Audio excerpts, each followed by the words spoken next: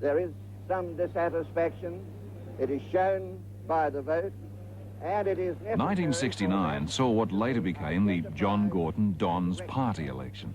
A huge swing to Labour paved the way for the end of 2 decades of Conservative rule in 1972. Germaine Greer released her book, The Female Eunuch, a call to arms for the women's movement.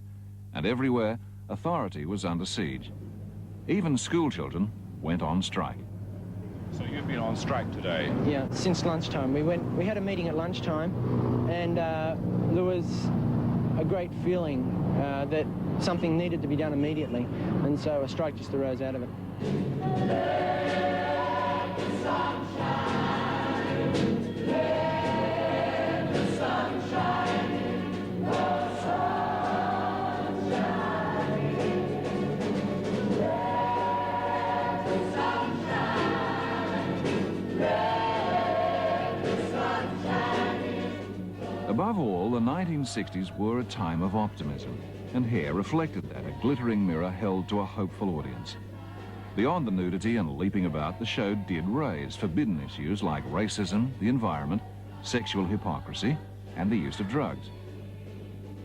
Many believed it was indeed the dawning of a new age. As the song said, peace would guide the planet and love would rule the stars. And it was so easy.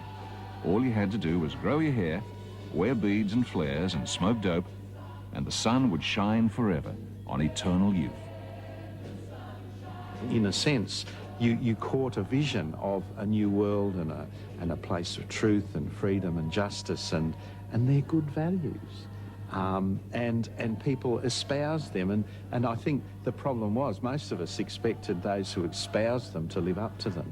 If you look at it now, it advocates a whole bunch of stuff that you would say, well, this is not a blueprint on you know, how to change life. This is not a revolution for the better, because there's a lot of misdirected advice contained in the text of the show, but in the context of the times, it all needed to be said. The thing that is very, very difficult to speak about and can only make any discussion of that particular show fundamentally academic is the fact that it was absolutely visceral theatre. And in that way, it connects to the times. There's a famous quote about the late 60s, which is, if you can remember it, you weren't there.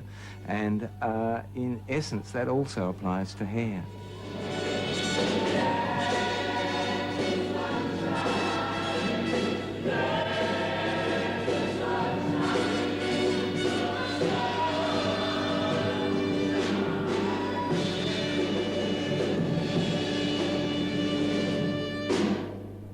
Hair broke every theatrical record of its time. It was seen in 14 countries. It ran 5 years on Broadway, 4 in Australia. There were 11 cast albums, and the songs were smash hits.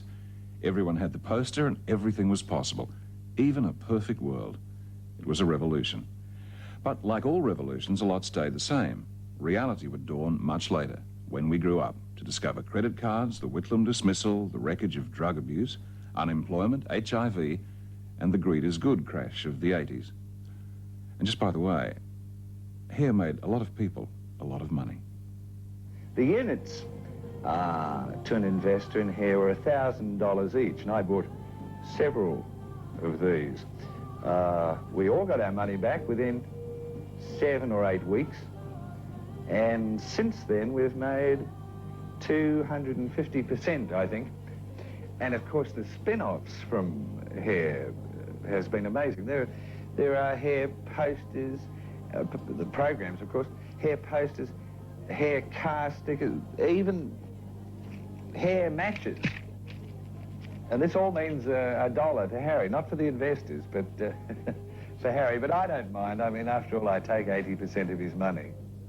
I think you could fairly say Hair was obscenely successful, obscenely successful.